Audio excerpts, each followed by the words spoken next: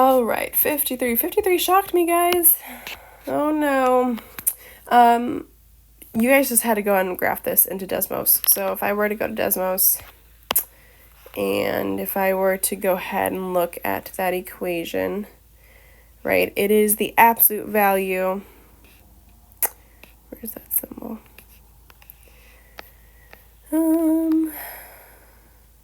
Absolute value of x plus y.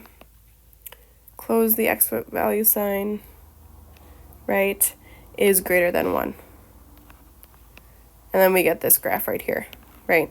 So you just had to go and look at the options. If I'm looking back at the options on here, we should get option D. And this, again, is just Desmos. Okay. All right, number 54. It says the expression for sine of x, cosine of x is equivalent to which of the following? And then it gives us, these are like the sum of sine equations, right? If I'm looking at my initial guy right here, I have 4 sine of x, cosine of x. What if I went ahead and split it up like this? Right? What is 2 sine of x, cosine of x? This is actually a trig identity that we learned.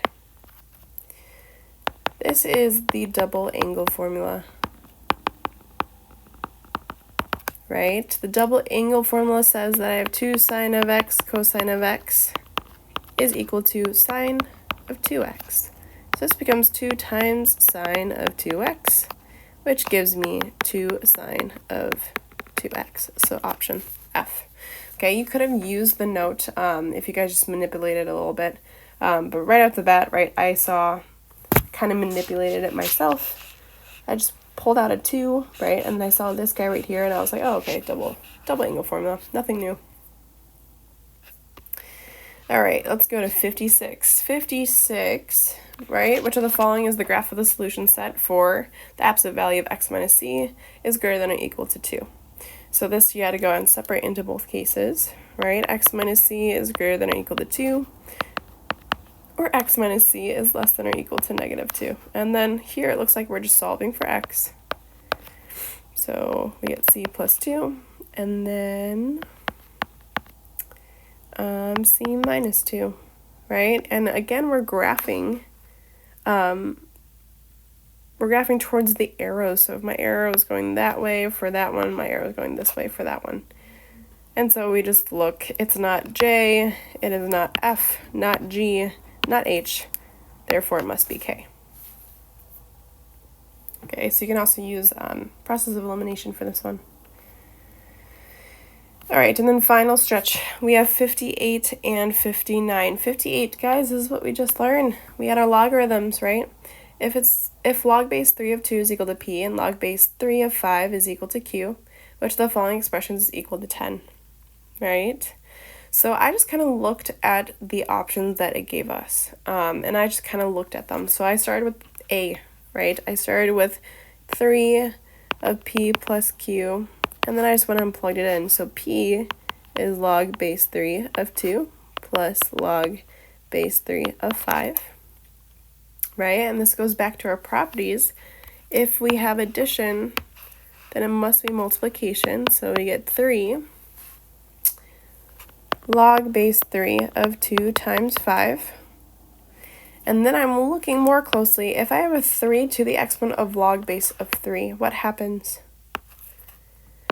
It cancels each other out. So I'm just left with 2 times 5, which gives me my 10. So this one was option F. Okay, so sometimes when you guys are approaching these problems, you just kind of go down the line and see which one works and which one doesn't. Okay, and then 59, it says the domain of the function y of x is equal to 3 cosine of 5x minus 4 plus 1 is all real numbers. It's asking us what is the range, right? The range is the y values, right? So kind of like that other graphing one, graph on Desmos. I'm going to go back to my Desmos. Oops. And I'm going to go and graph this graph. I'm going to say y is equal to 3 cosine of parentheses 5x minus 4, close my parentheses, plus 1. Right? And then here, guys, you just are looking at the range. So it looks like I'm going down to a -2, up to a +4. So then all these cancel out except for option D. And that's it. Okay? No real math going on, it's just graphing it.